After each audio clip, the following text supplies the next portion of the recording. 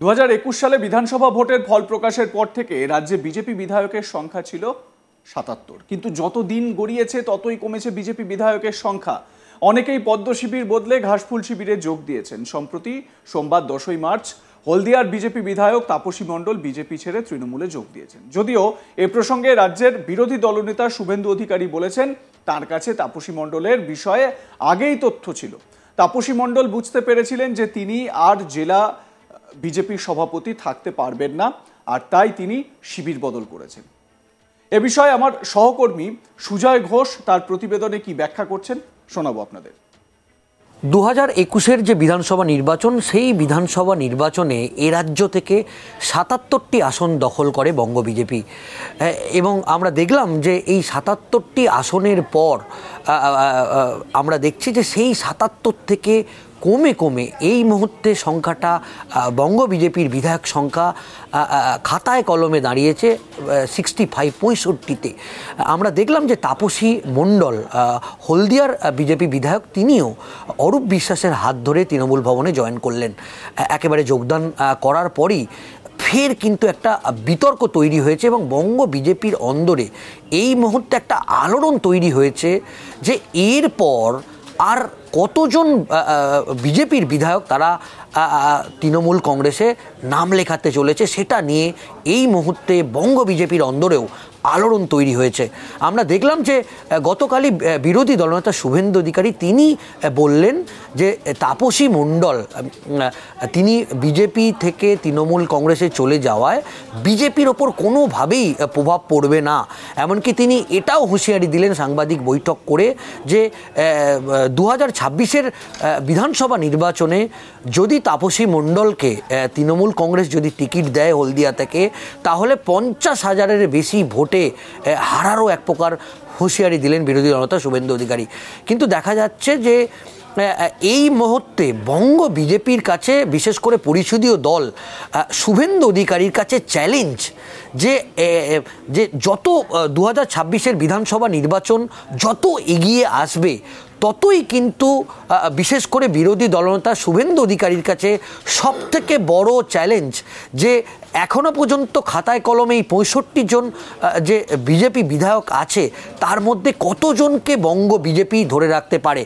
ইতিমধ্যেই বিজেপির কেন্দ্রীয় নেতৃত্বও কিন্তু শুভেন্দু অধিকারীর ওপর একটা চাপ বাড়াতে শুরু করেছে এবং আমরা যেটা দেখতে পাচ্ছি যে এই তাপসী মণ্ডল বিজেপি ছাড়ার পর ফের নতুন করে কিন্তু একটা জল্পনা শুরু হয়েছে বঙ্গ বিজেপির অন্দরে।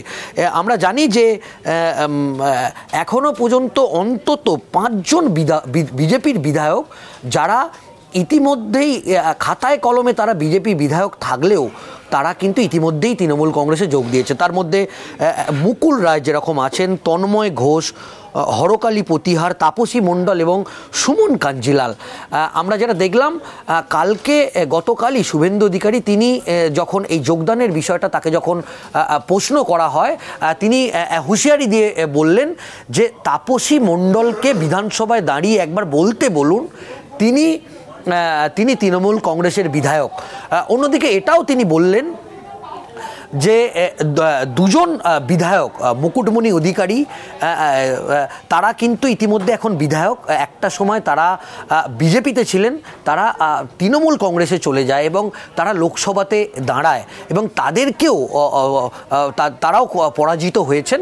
এটাও তিনি হুঁশিয়ারি দিলেন যে তিনি বলেন যে আগামী দিনে যে সমস্ত বিধায়ক যারা এই মুহূর্তে বিজেপিতে আছে তারা যদি তৃণমূলে যায় তাদেরকে হারানোর দায়িত্ব তিনি নিজের কাঁধে তুলে নিচ্ছেন। ইতিমধ্যেই আমরা দেখলাম যে তাপসী মণ্ডল তিনি তৃণমূল ভবনে একেবারে হেভিওয়েট ক্যাবিনেট মিনিস্টার অরূপ বিশ্বাসের হাত ধরে তিনি তৃণমূল কংগ্রেসের পতাকা তুলে নিয়েই একেবারে তিনি তার যে ক্ষোভ সেই ক্ষোভ উগরে দিলেন।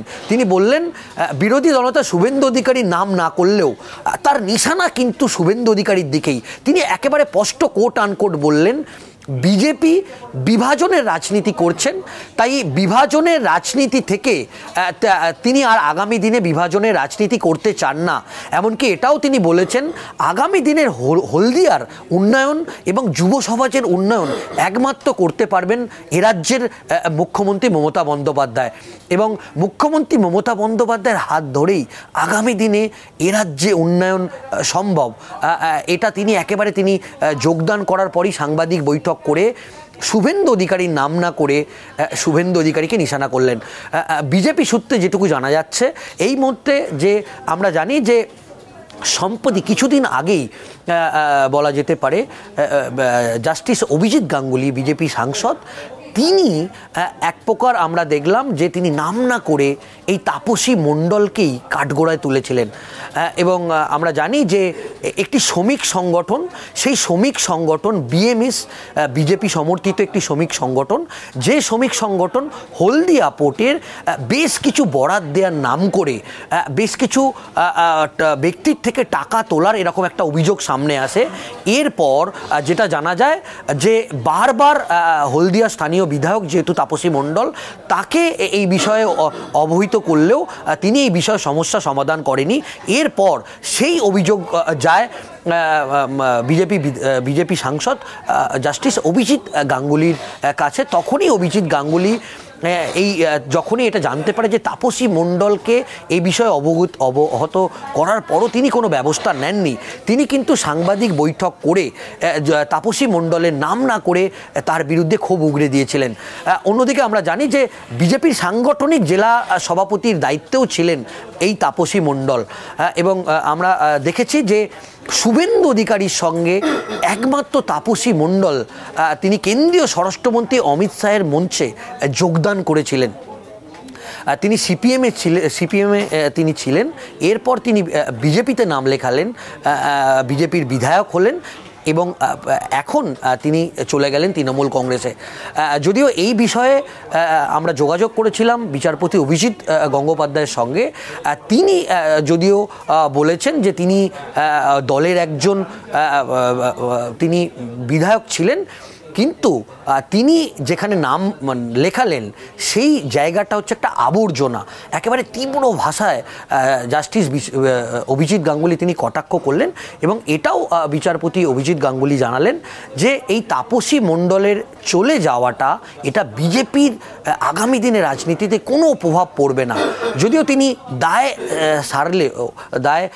ঝাড়লেও আমরা যেটা জানতে পারছি যে এই মুহূর্তে হলদিয়া বা পূর্ব মেদিনীপুরের রাজনীতিতে শুভেন্দু অধিকারীকে একটা বড় ধাক্কা দিল বলে মনে করছে, যেটা তৃণমূল কংগ্রেসের পক্ষ থেকে ইতিমধ্যেই জানানো হচ্ছে যে পূর্ব মেদিনীপুরটা শুভেন্দু অধিকারী বা শিশির অধিকারীর দুর্গ বা গড় বলা হয়, কিন্তু সেখানেই যখন একজন বিজেপি বিধায়ক তৃণমূল কংগ্রেসে যোগদান, সেটা তৃণমূল কংগ্রেসের পক্ষ থেকে যেটা বলা হচ্ছে যে শুভেন্দু অধিকারীকে 2026-এর বিধানসভা নির্বাচনের আগে একটা বড় ধাক্কা দিল।